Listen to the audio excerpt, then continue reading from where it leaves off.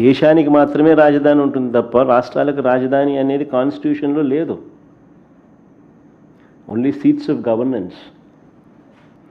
ఈ ఫ్యాక్ట్ నిజంగా కూడా ఎవరు కూడా మర్చిపోకూడదు. సాక్షాత్తు కేంద్ర ప్రభుత్వం కూడా రాజధాని అనేది రాష్ట్రాల ఇష్టం అంటూ అధికారికంగా వీళ్ళు మన ఏపీ హైకోర్టులో కౌంటర్ అఫిడవిట్ కూడా దాఖలు చేసినారు.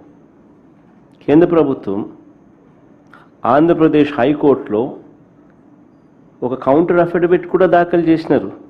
ఈ మేరకు రాజధాని విషయంలో కేంద్ర ప్రభుత్వానికి ఎలాంటి పాత్ర లేదు అని కూడా ఆ అఫిడవిట్లో వాళ్ళు పేర్కొన్నారు. మన కళ్ళ ఎదుటే 2000 సంవత్సరంలో కేంద్రం కొత్తగా 2000 సంవత్సరంలో ఉత్తరాఖండ్, జార్ఖండ్, ఛత్తీస్గఢ్ రాష్ట్రాలను కేంద్రము తీసుకొచ్చింది. మన కళ్ళ ముందని 2000 సంవత్సరంలో ఆ రాష్ట్రాలకు రాజధానులు ఎలా వచ్చాయి? కేంద్రం ఏదైనా డిసైడ్ చేసిందా? కేంద్రం నిర్ణయించలేదే. ఆయా రాష్ట్రాలు వాళ్ళు నిర్ణయించుకున్నారు.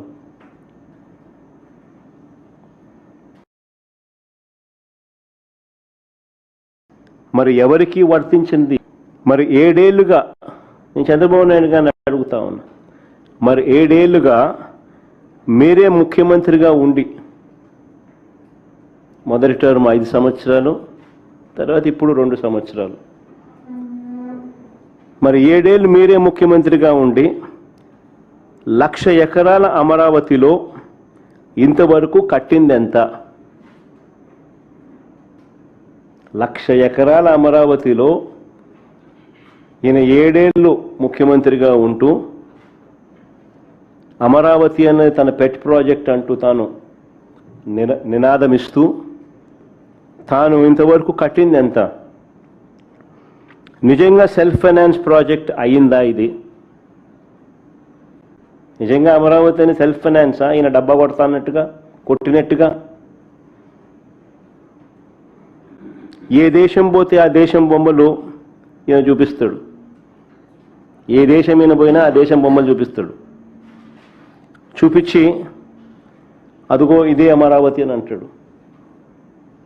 మరి ఎంతవరకు వచ్చిందని అడుగుతా ఉన్నా. ఆ దేశాలు ఇక్కడ ఏమైనా కనపడుతున్నాయా? కనీసం భూములు ఇచ్చిన రైతులకు చెప్పిన హామీలైనా నెరవేర్చాడా ఈ పెద్ద మనిషి? మొదట తీసుకున్న 50,000 ఎకరాల్లో, వెరీ ఇంపార్టెంట్ ఇది, మొదట తీసుకున్న 50,000 ఎకరాల్లోనే రోడ్లు, కేవలం రోడ్లు, కరెంటు, డ్రైనేజ్ అంటే సీవరేజ్, వాటర్, వీటి కల్పనకి అయ్యే ఖర్చు చంద్రబాబు నాయుడు గారు స్వయాన లెక్కల ప్రకారమే, ఈయనే కేంద్ర ప్రభుత్వానికి ఇచ్చిన లెక్కలు, ఈయనే వివిధ బ్యాంకులకు ఇచ్చిన లెక్కల ప్రకారమే ఎకరాకు 2 కోట్లు అవుతుంది అని చెప్పాడు.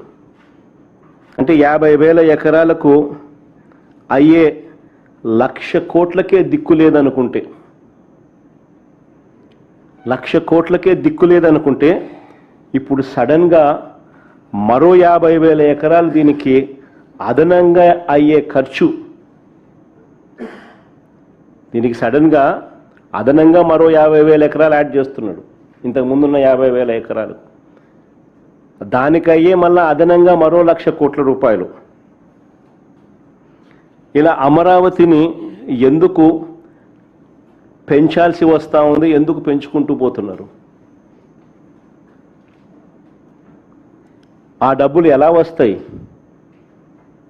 అంటే 1,00,000 ఎకరాల్లో, ఆ 1,00,000 ఎకరాల్లో కేవలం రోడ్లు వేయడానికి, కేవలం కరెంట్ ఇవ్వడానికి, కేవలం సీవరేజ్ వ్యవస్థ క్రియేట్ చేయడం కోసం, కేవలం నీటి వ్యవస్థ క్రియేట్ చేయడం కోసం, బేసిక్ ఇన్ఫ్రాస్ట్రక్చర్ క్రియేట్ చేయడం కోసం ఈ 1,00,000 ఎకరాలలో 2 లక్షల కోట్లు కావాలి అని వీళ్ళు చెప్పిన లెక్కల ప్రకారమే.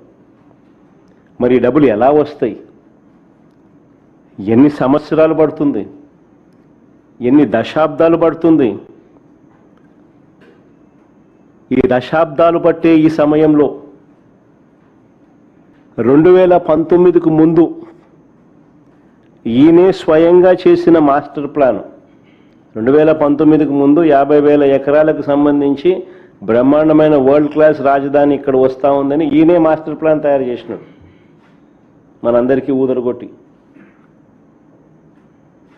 బాహుబలి సెట్టింగ్లన్నీ చూపించి.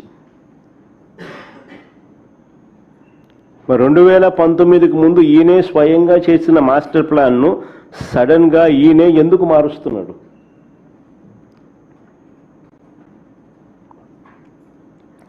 అప్పుడు ఇదే 50,000 ఎకరాల్లోనే బ్రహ్మాండమైన బెస్ట్ క్యాపిటల్ అని చెప్పి ఊదరగొట్టిన ఇదే వ్యక్తి ఈరోజు ఎందుకు మున్సిపాలిటీగా మిగిలిపోతుందని చెప్పి ఎందుకు అంటున్నాడు?